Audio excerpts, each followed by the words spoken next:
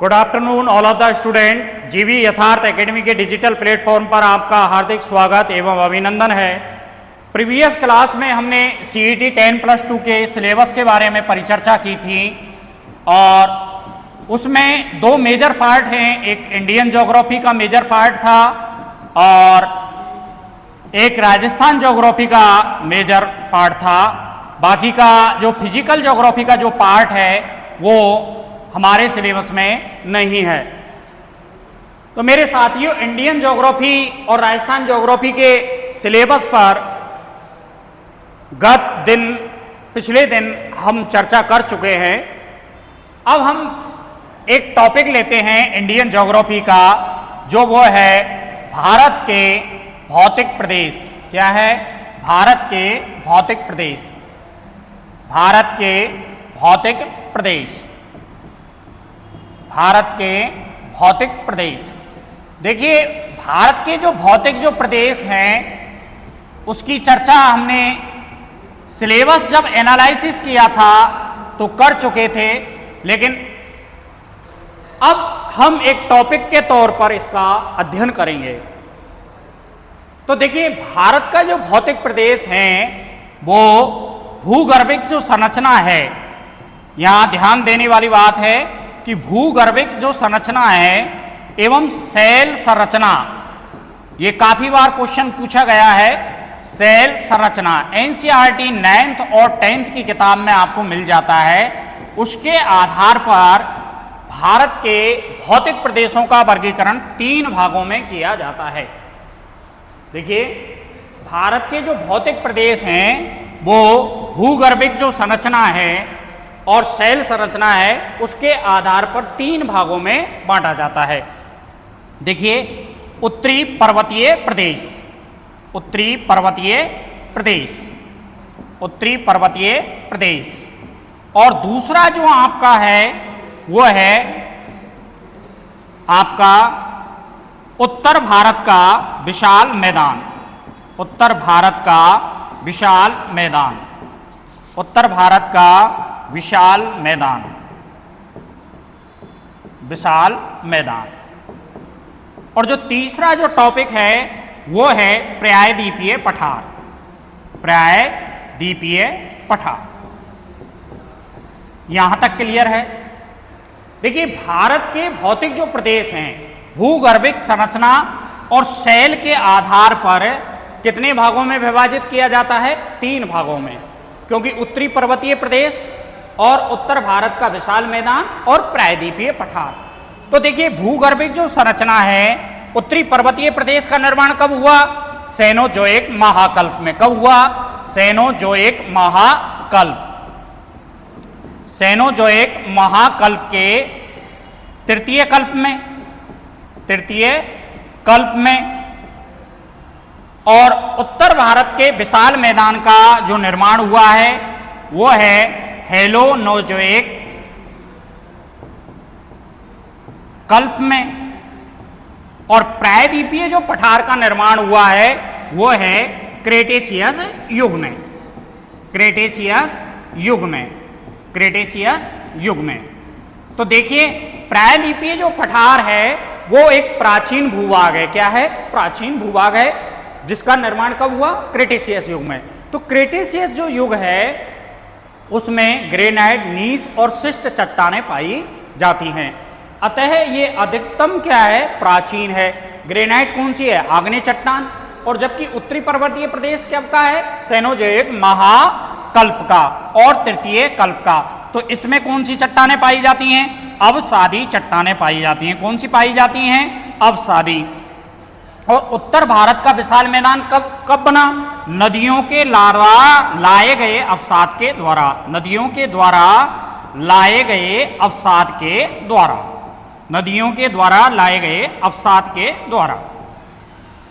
गए अवसाद के द्वारा। के द्वारा। और प्रायद्वीपीय पठार का निर्माण कब हुआ? क्रेटेशियस युग में दरारी उद्भेदन से। कब हुआ? क्रेटेशियस युग में दरारी उद्भेदन। दरारी उद्भेदन। किसका हुआ? ज्वालामुखी का। किसका हुआ? ज्वालामुखी का। तो क्रेटेशियस युग में प्रायद्वीपीय पठार का ज्वालामुखी दरारी जो उद्भेदन हुआ उससे किसका निर्माण हुआ? प्रायद्वीपीय पठार का निर्माण हुआ। और उत्तर भारत के विशाल मैदान का निर्माण कब हुआ? उत्तरी पर्वतीय प्रदेश से निकलने वाली नदियों के द्वारा लाए गए अवसाद के द्वारा हुआ। तो भूगर्भिक संरचना और शैल संरचना, तो उत्तरी पर्वतीय प्रदेश में कैसी शैल संरचना है? अवसादी चट्टानें हैं। और प्रायद्वीपीय पठार में कैसी चट्टानें हैं? आग्नेय चट्टानें हैं। कौन सी हैं? आग्नेय चट्टानें। कैसी हैं? आग्नेय चट्टानें, जिन्हें प्रारंभिक चट्टानें कहा जाता है। आग्नेय चट्टानों को प्रारंभिक चट्टानें कहा जाता है। और उत्तर भारत का विशाल मैदान कब निर्माण हुआ? उत्तर भारत के विशाल मैदान का निर्माण उत्तरी पर्वतीय प्रदेश सेनोजोइक महाकल्प या तृतीय कल्प में निर्माण हुआ। फिर हम आगे चर्चा करेंगे सेनोजोइक कल्प में। देखिए पर्वत निर्माण की 4 क्या है क्रम पाए जाते हैं: चैरनियन युग, कैलोडियन युग और हर्षियन युग और अल्पाइन युग। तो उत्तरी पर्वतीय जो प्रदेश है इसमें मुख्यतः किसका अध्ययन किया जाता है? हिमालय प्रदेश का अध्ययन किया जाता है। तो हिमालय प्रदेश का निर्माण कब हुआ? सेनोजोइक महाकल्प में। और अल्पाइन युग में कब हुआ? अल्पाइन युग नहीं, अल्पाइन क्रम में, तृतीय कल्प में। कल्प कौन सा है? तृतीय कल्प। और महाकल्प कौन सा है? सेनोजोइक महाकल्प। यदि आपसे पूछे कि उत्तरी पर्वतीय प्रदेश का, भारत में उत्तरी पर्वतीय प्रदेश का या हिमालय प्रदेश का निर्माण किस महाकल्प में हुआ है, तो सेनोजोइक महाकल्प में हुआ है। काफी बार एसएससी वगैरह की एग्जाम में पूछा गया है और वनडे एग्जाम में कई बार क्वेश्चन पूछा हुआ है कि हिमालय पर्वत टर्सरी युग की क्या है, तृतीय कल्प की क्या है संरचना है, जो कि हिमालय पर्वतीय प्रदेश है। जबकि अल्पाइन क्रम में किसका निर्माण हुआ है? उत्तरी पर्वतीय प्रदेश का निर्माण हुआ है। तो यहां तक ये क्लियर है। अब हम बात करते हैं गजेटियर सर्वे ऑफ इंडिया की। किसकी? गजेटियर सर्वे ऑफ इंडिया की। तो देखिए gazetteer of survey India, gazetteer of survey India, survey India. तो यहां हम बात करते हैं तो यहां 1964 में भारत के भौतिक प्रदेशों को 4 भागों में डिवाइडेड किया गया है। वो कौन कौन से हैं? उत्तरी पर्वतीय प्रदेश, उत्तरी पर्वतीय प्रदेश, उत्तरी पर्वतीय प्रदेश, और दूसरा जो है आपका उत्तर भारत का विशाल मैदान, उत्तर भारत का विशाल मैदान, उत्तर भारत का विशाल मैदान, विशाल मैदान। और जो तीसरा जो है वो है प्रायद्वीपीय पठार। क्या है? प्रायद्वीपीय पठार, प्रायद्वीपीय पठार। और जो चौथा जो है वो है तटवर्ती मैदान और द्वीप, तटवर्ती मैदान एवं द्वीप, एवं द्वीप। अब साथियों यहां क्लियर हो जाना चाहिए आपका कंसेप्ट। देखिए भूगर्भिक संरचना एवं शैल संरचना के आधार पर यदि प्रश्न पूछता है आपसे, तो भारत के भौतिक प्रदेश कितने हैं? 3 मेजर रूप से। कौन कौन से हैं? उत्तरी पर्वतीय प्रदेश, उत्तर भारत का विशाल मैदान और प्रायद्वीपीय पठार। उत्तरी पर्वतीय प्रदेश का निर्माण कब हुआ? सेनोजोइक महाकल्प और अल्पाइन क्रम की हलचल से। कौन कौन सी हलचलें हुई? 4 पर्वत निर्माण के क्रम हमारे विश्व में पाए जाते हैं: चारनियन क्रम, कैलोडियन क्रम, हर्षियन क्रम और अल्पाइन क्रम। फिर उसके बाद में कौन सा कल्प है? तृतीय कल्प है। और कौन सा काल है? टर्सरी काल है। और उत्तर भारत का विशाल का मैदान का निर्माण कब हुआ? हेलोजोनिक कल्प में। इसमें हम प्लायोस्टीसीन और प्लायोसीन को सम्मिलित करते हैं।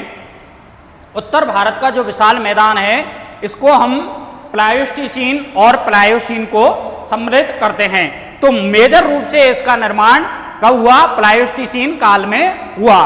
प्लायोसीन में किसका हुआ था? शिवालिक पर्वत श्रृंखला का, जबकि प्लायोस्टीसीन काल में किसका निर्माण हुआ?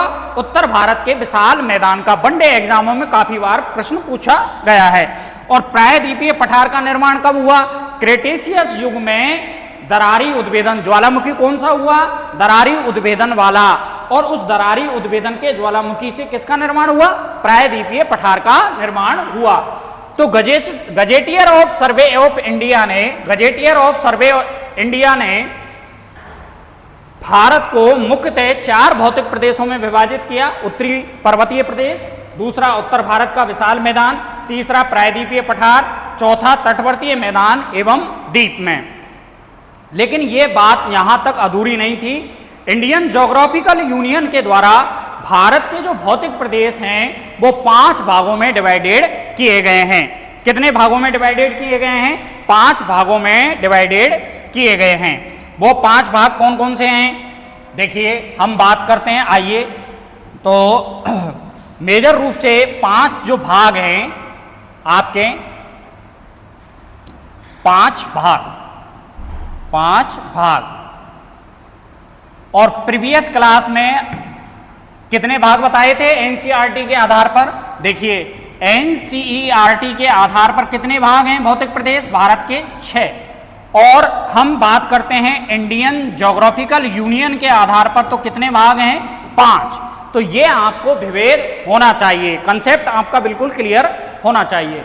तो देखिए हम बात करते हैं 5 जो भौतिक प्रदेश हैं आपके, 5 भौतिक प्रदेश वो कौन कौन से हैं?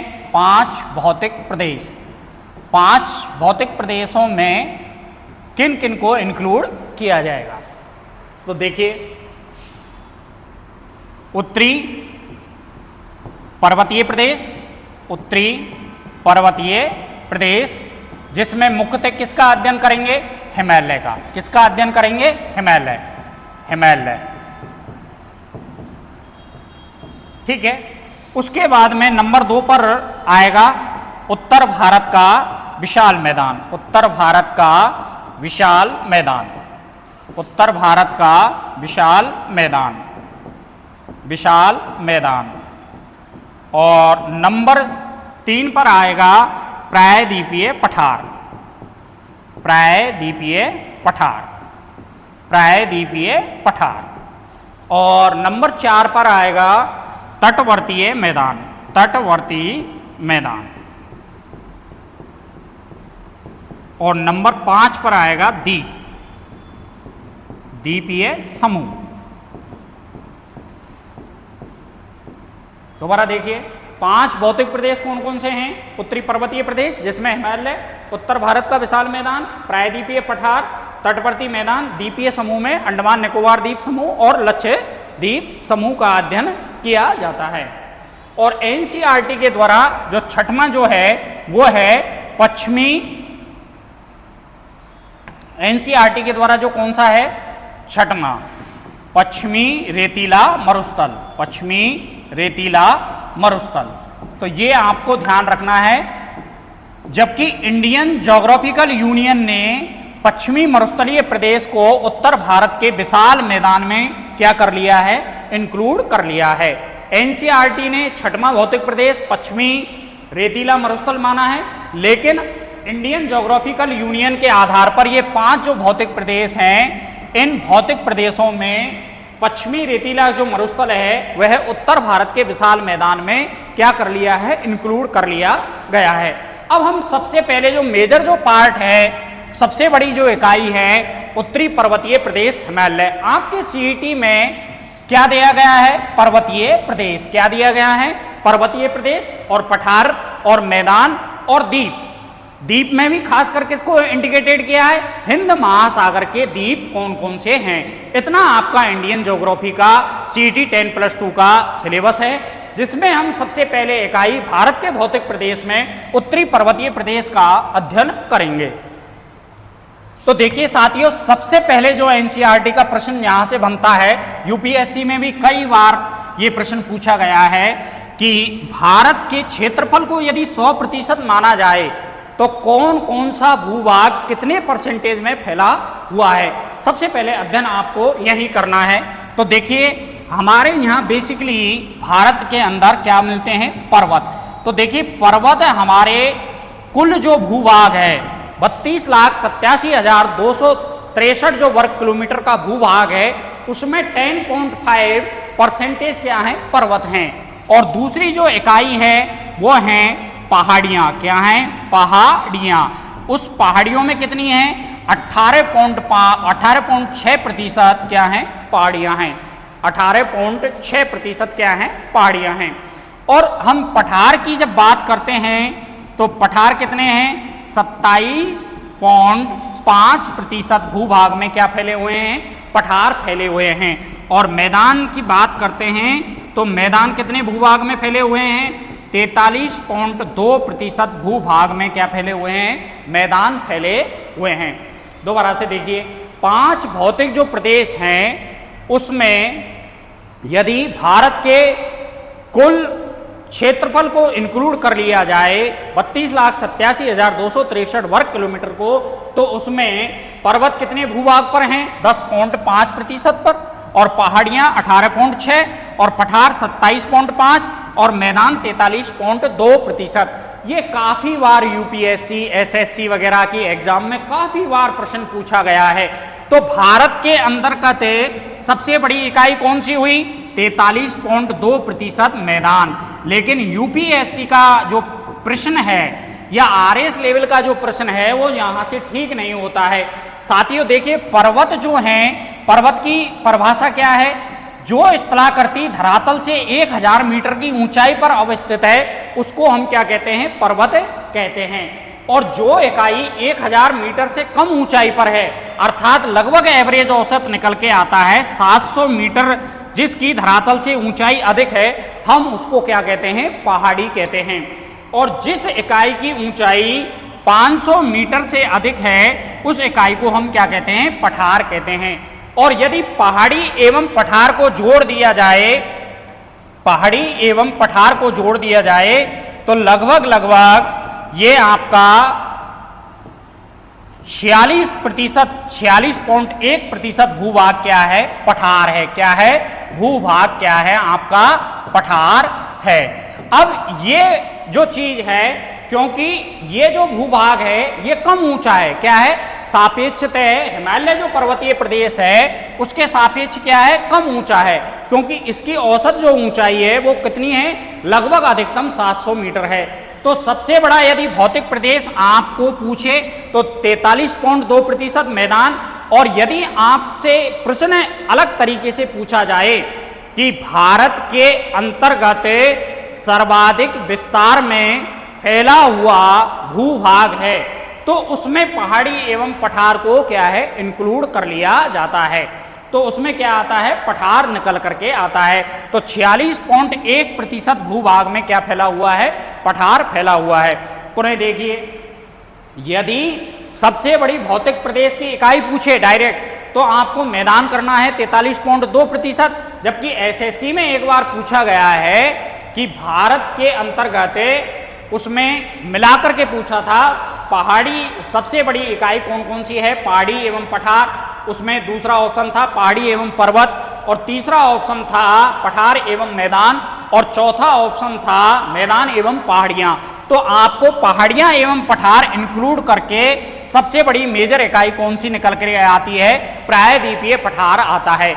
तो यहाँ साथियों ये चीज आपको कंसेप्ट क्लियर होना चाहिए कि मालदा जो गैप है, राजमहल जो गैप है, उस गैप से हमारा प्रायद्वीपीय पठार, उत्तरी पूर्वी भारत के जो पठार है, मिकिर की पहाड़ियां हैं, रेगमा की पहाड़ियां हैं, या मेघालय का जो पठार है या शिलांग का पठार है, वो प्रायद्वीपीय पठार का ही हिस्सा है। ये बड़ा ही कंसेप्ट है, लॉजिकल कंसेप्ट है, क्योंकि उत्तरी पूर्वी भारत के जो अबोर है, मिसमी की पहाड़ियां हैं, डाफला की पहाड़ियां हैं, या लिजो की पहाड़ियां हैं, या नागा की पहाड़ियां हैं, ये जो पहाड़ियां हैं ये तो हिमालय का पार्ट हैं, लेकिन जो खारो, खासी और जयंतिया, मिकिर की पहाड़ियां, रेगमा की पहाड़ियां, शिलांग का पठार या मेघालय का पठार किसका हिस्सा है, प्रायद्वीपीय पठार का हिस्सा है। जो प्रायद्वीपीय पठार से किससे अलग होता है, प्रायद्वीपीय पठार से किससे अलग होता है? मालदा गैप के द्वारा पृथक हो जाता है। और इस मालदा गैप का निर्माण कौन करती है? गंगा नदी निरंतर अपने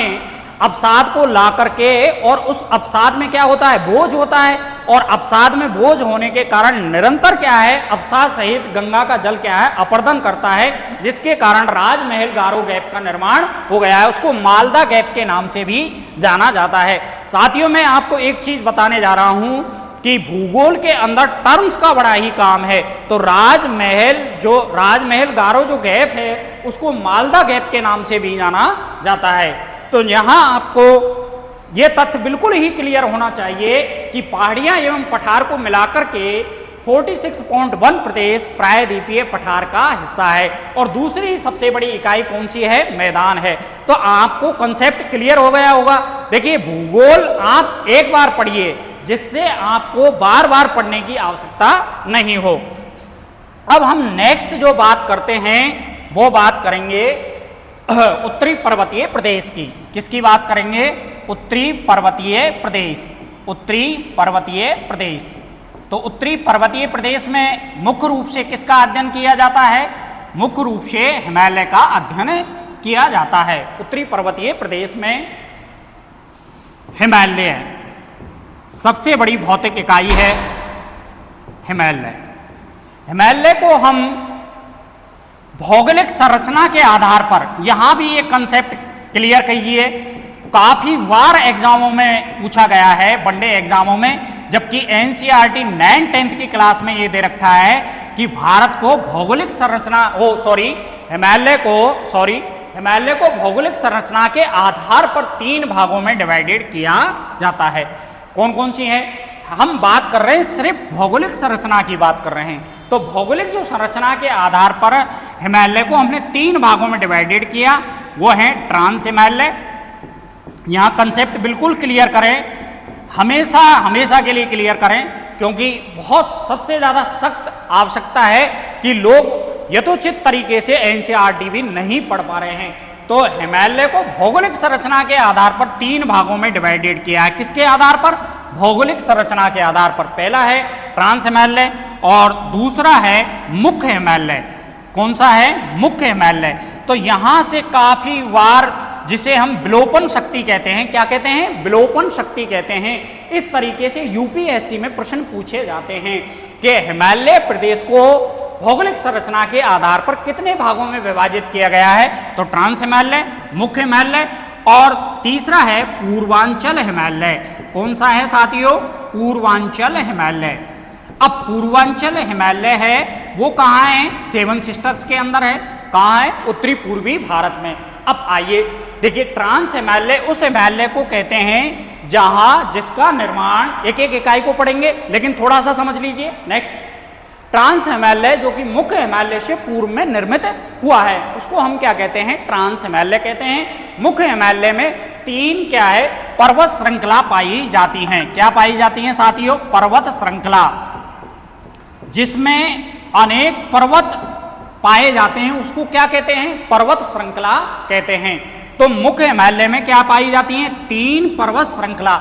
यदि आपसे प्रश्न पूछे कि हिमालय को भौगोलिक संरचना के आधार पर कितने भागों में डिवाइडेड किया जाता है, तो 3 भागों में। कौन कौन से? ट्रांस हिमालय, मुख्य हिमालय और पूर्वांचल हिमालय। अब आपसे प्रश्न पूछे कि मुख्य हिमालय को कितने भागों में विभाजित किया गया है, तो इसको हमने 3 भागों में। कौन कौन सा? महान हिमालय और मध्य हिमालय। एक तो महान हिमालय हो गया, दूसरा हो गया मध्य हिमालय, और तीसरा हो गया शिवालिक हिमालय। कौन सा हो गया? शिवालिक हिमालय।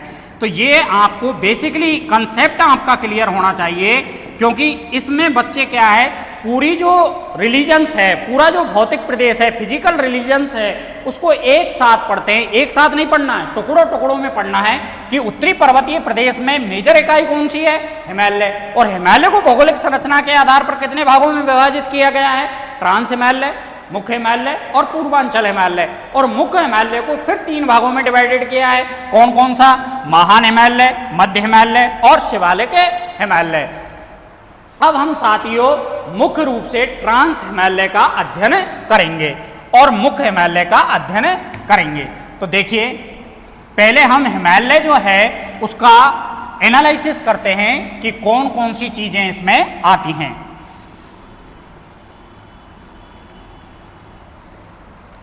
यहां तक क्लियर है? अब आइए हिमालय। देखिए साथियों यहां से एनसीईआरटी के प्रश्न पूछे जाते हैं। देखिए सबसे पहले तो हिमालय कहाँ फैला हुआ है, किन किन देशों में फैला हुआ है, ये सामान्य से यूपी पीजीटी वगैरह में क्वेश्चन पूछे गए हैं, एसएससी वगैरह में। तो देखिए हिमालय मुख्यतः भारत, नेपाल, भूटान,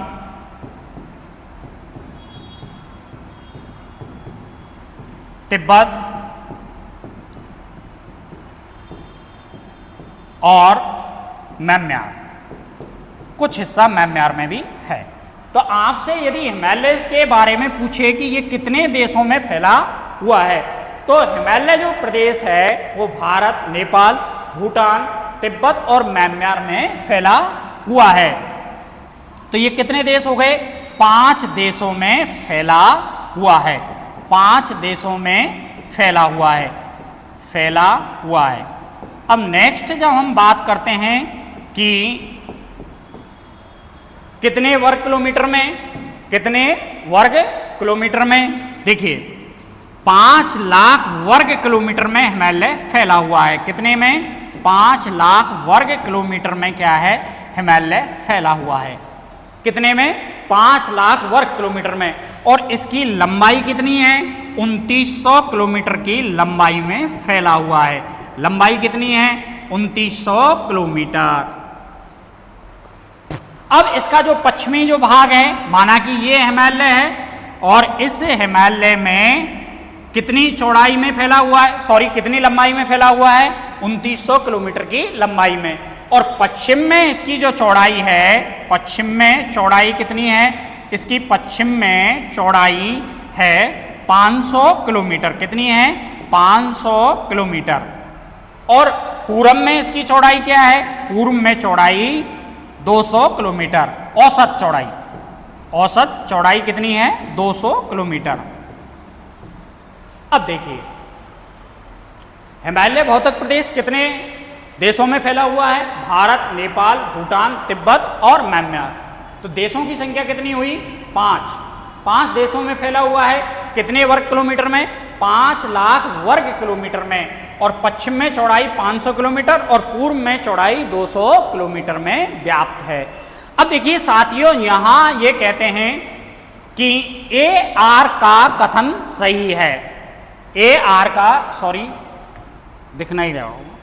देखिए AR का कथन वाले जो प्रश्न हैं, वो कथन वाले जो प्रश्न हैं उसमें पूछा जाता है क्या हिमालय पर्वत जो श्रृंखला है वो पश्चिम में चौड़ाई अधिक होने के कारण पूर्व में चौड़ाई कम क्यों है? तो देखिए इस तथ्य को हम क्लियर करते हैं। आइए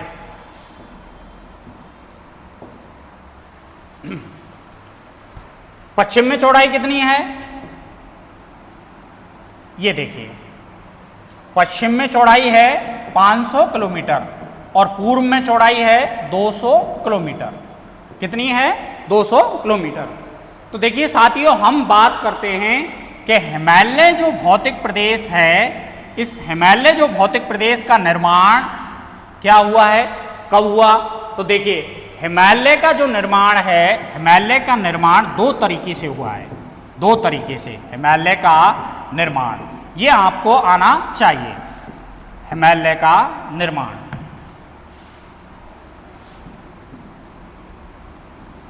हिमालय का निर्माण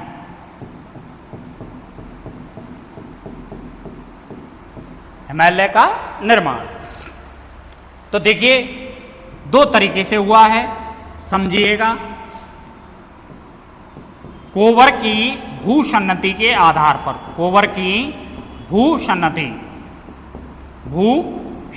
के आधार पर, भूसन्नति के आधार पर और जो दूसरा है प्लेट विवर्तनिकी सिद्धांत, प्लेट विवर्तनिकी सिद्धांत,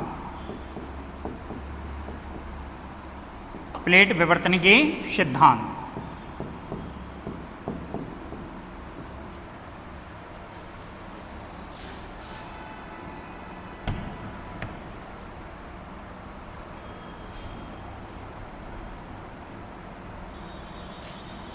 देखिए समझिए,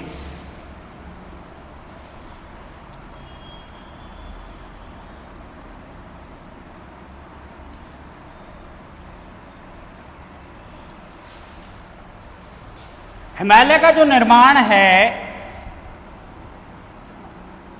हिमालय का जो निर्माण है, हिमालय का निर्माण, हिमालय का निर्माण, हिमालय का जो निर्माण है दो तरीके से हुआ है। कौन कौन से?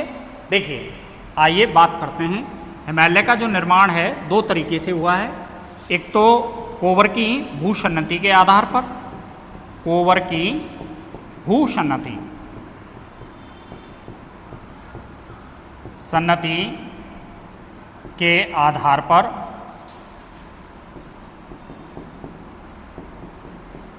और दूसरा है प्लेट विवर्तनिकी सिद्धांत, प्लेट विवर्तनिकी सिद्धांत, प्लेट विवर्तनिकी सिद्धांत। साथियों कंसेप्ट को क्लियर कीजिए। देखिए कोवर की भूसन्नति के आधार पर, देखिए महाद्वीपीय विस्थापन जो सिद्धांत है, महाद्वीपीय विस्थापन सिद्धांत किसने दिया था? वेगनर ने। किसने दिया? वेगनर। महाद्वीपीय विस्थापन सिद्धांत किसने दिया? वेगनर ने।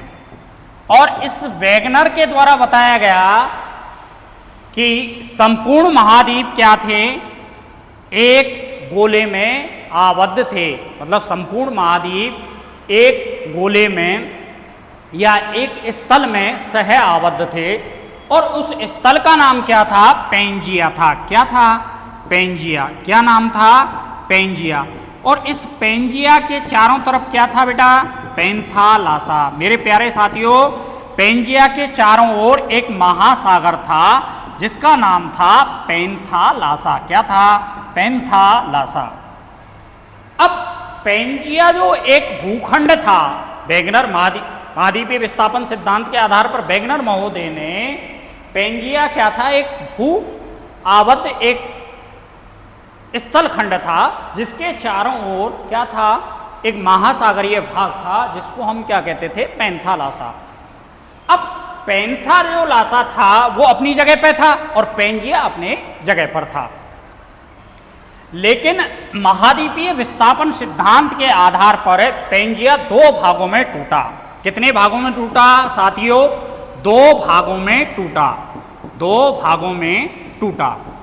लेकिन अब हम बात करते हैं कि ये दो भागों में क्यों टूटा? क्योंकि भूगर्भ के अंदर जाते ही, पृथ्वी के धरातल की बात नहीं कर रहे, पृथ्वी के धरातल से भूगर्भ में जैसे ही अंदर जाते हैं तो 32 मीटर की गहराई पर 1 डिग्री सेल्सियस तापमान क्या हो जाता है? बढ़ जाता है। और बढ़ जाने के कारण पृथ्वी के भूगर्भ में क्या पाए जाते हैं? पृथ्वी के भूगर्भ में क्या पाए जाते हैं? रेडियो सक्रिय पदार्थ पाए जाते हैं। क्या पाए जाते हैं? रेडियो सक्रिय पदार्थ। और इन रेडियो सक्रिय जो पदार्थ हैं उनसे क्या है? निरंतर ऊष्मा का उत्सर्जन होता है। क्या होता है? निरंतर ऊष्मा का उत्सर्जन होता है। ये बड़ा ही कंसेप्ट है, आप समझिए। बहुत सारी फैकल्टियां हैं जो इस तरीके से पढ़ाती हैं कि एक पैंजिया था और उसके चारों ओर पैंथालासा था। लेकिन ध्यान दीजिए कि महाद्वीपीय विस्थापन सिद्धांत वेगनर महोदय ने दिया, और वेगनर महोदय के आधार पर सभी भूखंड एक भूखंड में क्या थे? सह आबद्ध थे, आपस में मिले हुए थे, और उनके चारों ओर क्या था? पैंथालासा महासागर था। इस पैंथालासा महासागर जो था वो अपनी जगह पर व्याप्त था और भूखंड अपनी जगह पर व्याप्त था। लेकिन पृथ्वी के भूगर्भ में जाने पर 32 मीटर की गहराई पर 1 डिग्री सेल्सियस तापमान की क्या हो जाती है? वृद्धि हो जाती है। और उस वृद्धि के कारण पृथ्वी के भूगर्भ में रेडियो सक्रिय पदार्थ पाए जाते हैं। इस रेडियो सक्रिय पदार्थ का जो साक्ष्य है वो ज्वालामुखी जब विस्फोट होता है तो ज्वालामुखी विस्फोट के बाद में क्या निकलती है, गैसेज निकलती हैं, जल निकलता है, CO2 निकलती है, हाइड्रोजन निकलती है, सल्फर डाइऑक्साइड निकलती है। तो पृथ्वी के भूगर्भ में क्या पाए जाते हैं, रेडियो सक्रिय पदार्थ पाए जाते हैं। और उन रेडियो सक्रिय पदार्थों से क्या होता है, निरंतर ऊष्मा का उत्सर्जन होता है। और वो ऊष्मा का उत्सर्जन दो तरीके से होता है मेरे साथियों भूगर्भ से। एक तो अभिसरण तरीके से कि दो संवहन तरंगें क्या करती हैं, धरातल पर आकर के क्या है, दो संवहन तरंगें क्या करती हैं, अभिसरण करती हैं। क्या करती हैं, अभिसरण करती हैं, कन्वर्जेशन करती हैं। और या दो संवहन तरंगें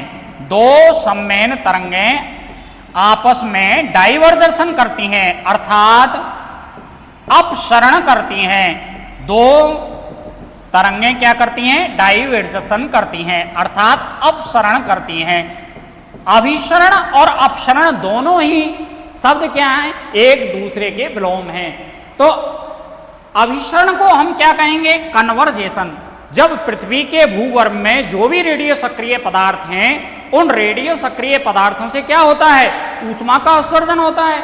और ऊष्मा के उत्सर्जन से क्या होता है, तरंगें धरातल के या भूगर्भ से ऊपर आकर के धरातल के समीप आकर करके मेंटल क्षेत्र में आकर के, क्योंकि ये क्या है सतह के नीचे क्या है मेंटल, और मेंटल के नीचे क्या है क्रोड, सियाल, सीमा और निफे। तो आकर के क्या करती हैं, अभिसरण और अपसरण करती हैं।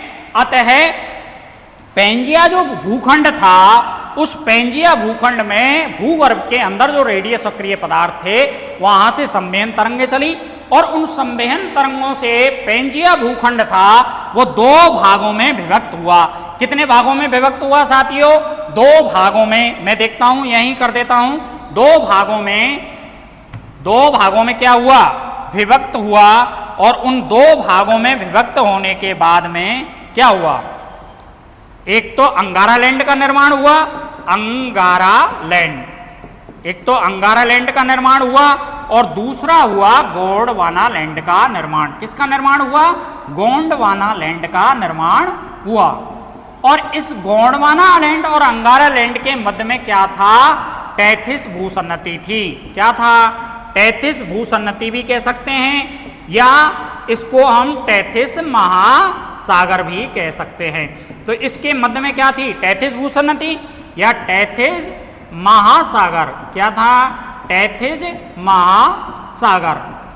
तो इस तरीके से हम दो भागों में क्या है इसको डिवाइडेड करते हैं, अंगारा लैंड और गोंडवाना लैंड।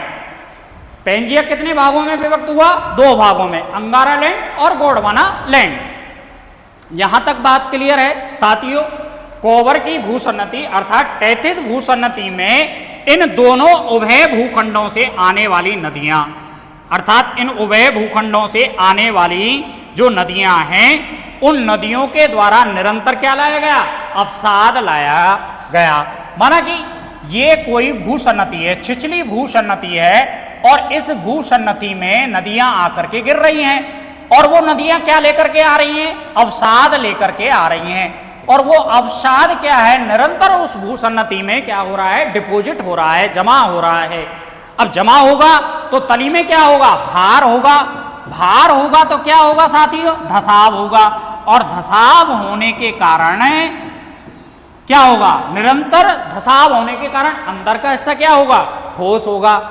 जब उभय भूखंडों में गोंडवाना लैंड और अंगारा लैंड में, जब उभय भूखंडों में गोंडवाना लैंड और अंगारा लैंड में अभिसरण हुआ और उस अभिसरण से किसका निर्माण हुआ, उस अभिसरण से हिमालय पर्वत श्रेणी का निर्माण हुआ। क्या हुआ, हिमालय पर्वत श्रेणी का निर्माण हुआ। किसका निर्माण हुआ, हिमालय पर्वत श्रेणी का निर्माण हुआ।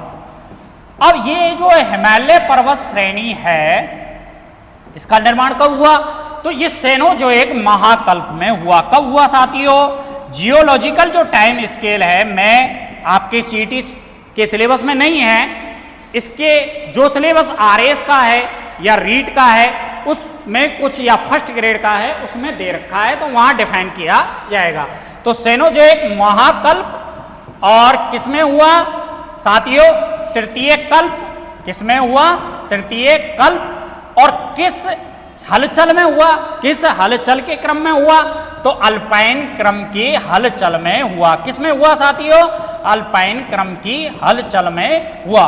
दोबारा से देखिए, पेंजिया जो भूखंड था, उस पेंजिया भूखंड में पृथ्वी के भूगर्भ में क्या मिलते हैं, रेडियो सक्रिय पदार्थ। और पृथ्वी के भूगर्भ में जब हम अंदर जाते हैं तो 32 मीटर की गहराई पर 1 डिग्री सेल्सियस टेम्परेचर क्या हो जाता है, इंक्रीज हो जाता है। तो उन रेडियो सक्रिय पदार्थों से निरंतर क्या है, संवेहन तरंगें निकलती हैं। और वो संवेहन तरंगें धरातल के नीचे आकर के, धरातल के ऊपर नहीं, भूगर्भ में ही धरातल के समीप आकर के, मेंटल क्षेत्र में आकर के क्या करती हैं, अभिसरण करती हैं और अपसरण करती हैं। तो पेंजिया भूखंड में क्या हुई, चटकन हुई, दरार हुआ, भ्रंश हुआ। और उस भ्रंश के निर्माण के बाद में टैथिस भूसन्नति का खुलना हुआ, अर्थात टैथिस भूसन्नति का निर्माण हुआ। और टैथिस भूसन्नति में उभय भूखंडों से आने वाली नदियों के द्वारा निरंतर लाए गए अवसाद से तली में भार हुआ, धसाव हुआ। और धसाव होने के कारण एक क्षेत्र का दूसरे क्षेत्र से क्या है, घनत्व एवं भार बढ़ गया। और पृथ्वी के भूगर्भ में क्या है, रेडियो सक्रिय पदार्थ हैं ऑलरेडी, और वहां से क्या चल रही हैं, संवहन तरंगें। अब जैसे ही इसमें हलचल हुई या जैसे ही अभिसरण हुआ तो हिमालय पर्वत श्रृंखला का निर्माण हुआ। और ये हिमालय पर्वत जो श्रृंखला है, ये समानांतर रूप से क्या पाई जाती है, 3 खंडों में पाई जाती है। कौन कौन सा, ट्रांस हिमालय, महान हिमालय और मध्य हिमालय और शिवालिक हिमालय। तो 4 ये प्रश्न पूछा गया था यूपी पीजीटी में कि हिमालय जो पर्वत श्रृंखला है उसका निर्माण कब हुआ। तो 4 निरंतर क्या है, अभिसरण होने के या समानांतर, 4 समानांतर गतियों के अभिसरण के फलस्वरूप हिमालय पर्वत श्रेणी का या हिमालय पर्वत श्रृंखला का क्या है, निर्माण हुआ था। तो ये कंसेप्ट आपका क्लियर है। तो अब आगे हम बात करते हैं, आइए साथियों, आगे जब हम बात करते हैं तो ये जो अभिसरण हुआ अंगारा लैंड में, अंगारा लैंड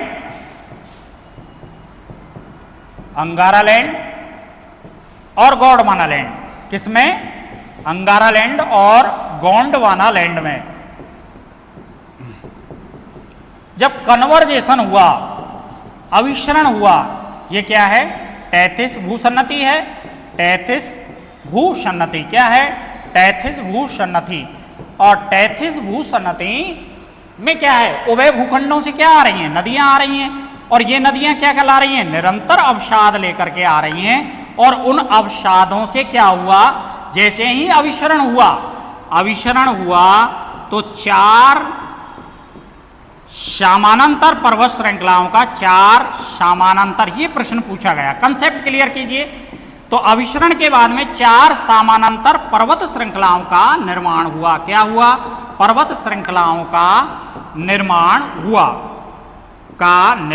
हुआ, और ये 4 पर्वत श्रृंखला कौन कौन सी हैं साथियों, ट्रांस हिमालय, महान हिमालय, मध्य हिमालय और शिवालिक हिमालय। ट्रांस हिमालय, उसके बाद में महान हिमालय और मध्य हिमालय और शिवालिक हिमालय। दोबारा से गिनिए, ट्रांस हिमालय, महान हिमालय, मध्य हिमालय और शिवालिक हिमालय। तो अब यहां आपका कंसेप्ट क्लियर होगा कि टैथिस की भूसन्नति के आधार पर हिमालय का निर्माण कैसे हुआ। अब हम साथियों जो वैज्ञानिक, जो ये तो एक हाइपोथेसिस थी, क्या थी, परिकल्पना थी। और प्रिंसिपल जो होता है, सिद्धांत वो होता है, वो आधुनिक साक्ष्यों पर तर्क संगत क्या होता है, खरा उतरता है। तो देखिए, सिद्धांत की जब हम बात करते हैं, प्लेट टेक्टोनिक सिद्धांत की जब हम बात करते हैं, तो प्लेट विवर्तन की सिद्धांत सुनिए, चलिएगा आगे चलिएगा। प्लेट विवर्तन की सिद्धांत, प्लेट विवर्तन की सिद्धांत देखिए, प्लेट विवर्तन की सिद्धांत देखिए, प्लेट विवर्तन की जो सिद्धांत है, सर्वप्रथम हम बात करते हैं प्लेट शब्द किसने दिया? तो प्लेट शब्द टूजो विल्सन ने दिया। किसने दिया? टूजो विल्सन। किसने दिया? टूजो विल्सन। और प्लेट विवर्तन की जो सिद्धांत है, प्लेट विवर्तन की जो सिद्धांत है, काफी बार ये प्रश्न यूपीएससी वगैरह या फर्स्ट ग्रेड या पीजीटी लेवल की जो भी एग्जाम है केंद्र की, डीएसपी बोर्ड वगैरह की, उसमें पूछा हुआ है। तो प्लेट शब्द किसने दिया? टूजो विल्सन ने दिया। और प्लेट विवर्तन की जो सिद्धांत है वो किसने दिया? प्लेट विवर्तन की सिद्धांत 1962 में, ये प्रश्न फर्स्ट ग्रेड में पूछा गया हुआ है। तो प्लेट विवर्तन की जो सिद्धांत है वो हैरी हेस और मॉर्गन के द्वारा दिया गया। किसके द्वारा दिया गया? कौन से भूगोलवेत्ताओं ने दिया? 1962 में हैरी हेस और मॉर्गन के द्वारा दिया गया। अब साथियों यहां समझने वाली बात है। तो देखिए प्लेट शब्द क्या है। सबसे पहले हमारे जो साथी हैं उनके लिए ये शब्द पता नहीं होता है कि प्लेट शब्द है क्या है। तो देखिए प्लेट जो शब्द है वो है दृढ़ भूखंडों को हम क्या कहते हैं? प्लेट कहते हैं। क्या कहते हैं? दृढ़ भूखंडों को हम प्लेट कहते हैं। दृढ़ भूखंडों को क्या कहते हैं? प्लेट कहते हैं। दृढ़ भूखंडों को प्लेट कहा जाता है। और इन प्लेटों की क्या गहराई है? 100 किलोमीटर। कितनी है? जो भी धरातल है उस धरातल को हम क्या कहेंगे? प्लेट कहेंगे। और प्लेट जो शब्द है उसकी गहराई कितनी है? 100 किलोमीटर। कितनी है? 100 किलोमीटर। और मेजर रूप से प्लेटों को कितने भागों में डिवाइडेड किया है? मेजर रूप से प्लेटों को देखिए कौन कौन सी? उत्तरी अमेरिका प्लेट, दक्षिणी अमेरिका प्लेट, यूरेशियन प्लेट और इंडो ऑस्ट्रेलियन प्लेट।